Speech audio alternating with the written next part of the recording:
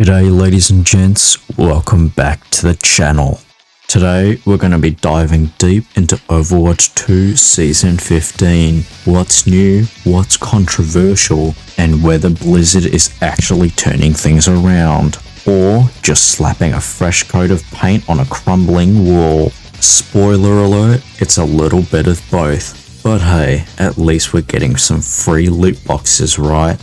So let's start with the good news. Overwatch 2's Steam reviews are actually improving. The game, once the lowest rated title on Steam, has clawed its way up from overwhelmingly negative to mostly negative, and now sits at mixed.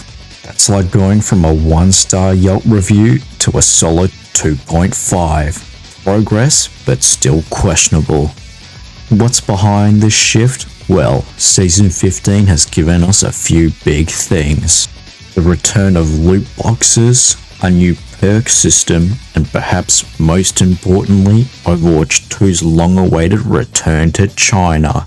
Since a huge chunk of negative reviews were from Chinese players frustrated about Blizzard's abrupt exit, their return alone has given the game a noticeable ratings boost. Now, let's talk loot boxes. Oh, the sweet, nostalgic dopamine rush of cracking open a loot box and hoping for a legendary skin, only to get 3 sprays and a voice line. Some people are thrilled about this, while others are side-eyeing Blizzard like, didn't you guys literally remove these because of gambling concerns? It's kind of like when a restaurant says they're taking something off the menu for your health, but then they bring it back after sales tank. We heard you missed it. No, you heard your revenue missed it.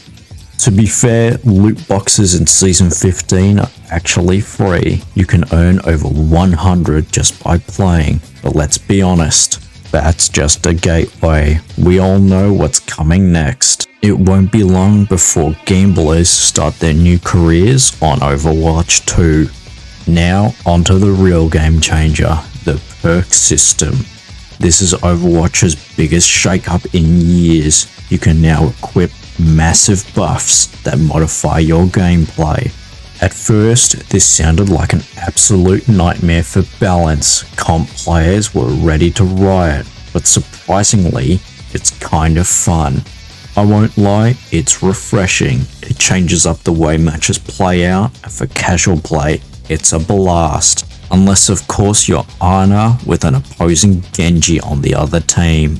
But here's the catch. After a while, it gets repetitive. You start seeing the same perk combinations over and over.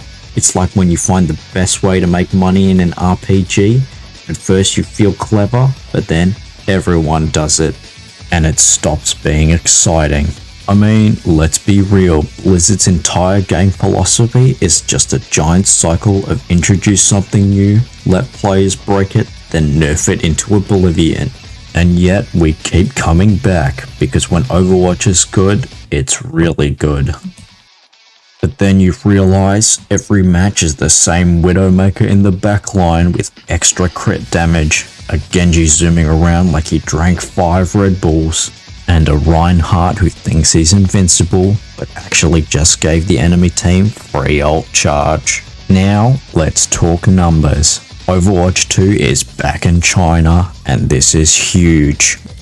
A massive portion of the players base was lost when Blizzard cut ties with Chinese developers, and now that they're back, Steam reviews are reflecting that shift, albeit pretty marginally. On top of that, Overwatch has seen a major boost on Twitch, hitting 130,000 viewers, over twice what Marvel Rivals has right now.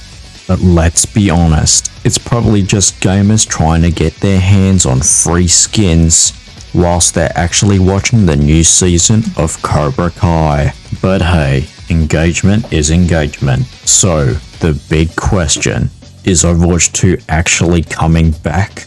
Whilst the new perk system and upgrade system is nice, and the return of loot boxes such a nostalgic adrenaline rush, the game still has issues.